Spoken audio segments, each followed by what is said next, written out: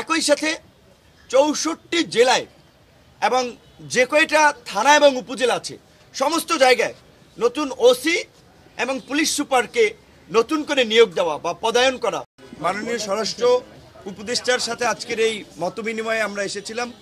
প্রথমত তার দুটি বক্তব্যকে কেন্দ্র করে জনগণ এবং রাজনৈতিক দলের মধ্যে একটা ব্যাপক প্রতিক্রিয়া হয়েছে। আপনারা জানেন, বিশেষ করে আওয়ামী লীগকে সংগঠন গোছানোর বা রাজনৈতিক একটা কথা বিভিন্ন প্রেক্ষাপটে বলা, এটা একটা ব্যাপক প্রতিক্রিয়া হয়েছে।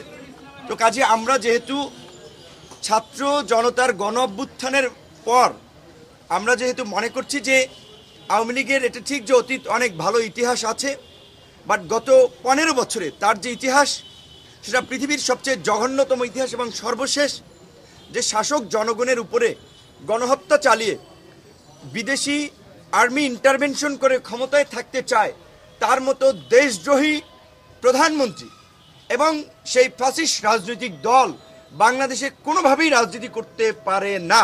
সেই জায়গা থেকে পরিষ্কারভাবেই আওয়ামী লীগকে নিষিদ্ধের দাবিতে এবং প্রধানমন্ত্রীকে দেশে ফিরিয়ে এনে বিচারের মুখোমুখি করার দাবিতে সমগ্র দেশবাসী আন্দোলন করছে, প্রতিবাদ করছে।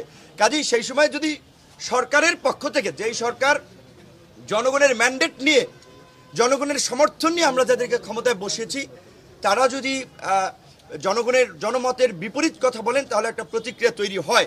আজকে এই বিষয়টা আমরা তার কাছে জানতে চেয়েছি আসলে কি এবং বর্তমান প্রেক্ষাপটে তিনি পরিস্থিতিকে কিভাবে দেখছেন, আমাদের কাছ থেকে কি সহযোগিতা চান এবং আমরা কি চাই তার কাছে। সেখানে তিনি পরিষ্কারই বলেছেন যে আসলে তার বক্তব্য হয়তো মিসকোট হতে পারে কিংবা বিকৃতভাবে প্রচার হতে পারে, কিন্তু তিনি নিজেও একজন এই জালিম সরকারের দ্বারা ভুক্তভোগী হিসেবে আমাদের কাছে উপস্থাপন করছেন যে তিনি আপনি সেনা একজন উচ্চপদস্থ কর্মকর্তা, অনেক দিন সেনা অনুষ্ঠানে দাওয়াত পান না, রাষ্ট্রীয় অনুষ্ঠানে দাওয়াত পান না।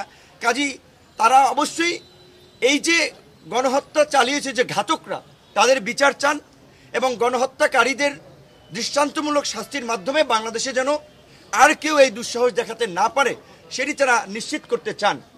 এই একটা কনসার্নের জায়গা। পাশাপাশি বর্তমান পরিস্থিতিতে ল অ্যান্ড অর্ডার স্বাভাবিক করার জন্য বিশেষ করে পুলিশি ব্যবস্থা ফাংশন করাটা খুবই জরুরি।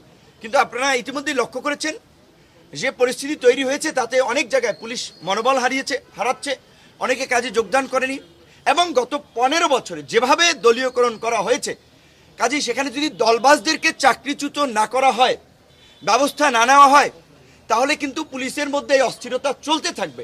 এক পক্ষ কাজে যোগদান করবে, আরেক পক্ষ যোগ না দেওয়ার জন্য উস্কানি দেবে। এমনকি আমরা পুলিশের মনোবল বৃদ্ধির জন্য আমরা একটা প্রস্তাব করেছি যে ঝুঁকিপূর্ণ এলাকাগুলোতে পুলিশের সাথে অন্তত 10 সদস্যের একটা সেনা টিম মোতায়েন করা। একই সাথে 64 জেলায় এবং যে কয়টা থানা এবং উপজেলা আছে সমস্ত জায়গায় নতুন ওসি এবং পুলিশ সুপারকে নতুন করে নিয়োগ দেওয়া বা পদায়ন করা। কারণ হচ্ছে আমরা ইউএনওরও দাবি জানিয়েছি, সেটা জনপ্রশাসন মন্ত্রণালয় করবে, কিন্তু একই সাথে এটা আমরা সমস্ত সরকারি চাকুরিজীবী কর্মকর্তা কর্মচারীদেরকে অভয় দিতে চাই যারা এই ফ্যাসিস্ট শক্তির সহযোগী ছিলেন না, অন্যায় করেননি, তাদের কারো চাকরি যাবে না।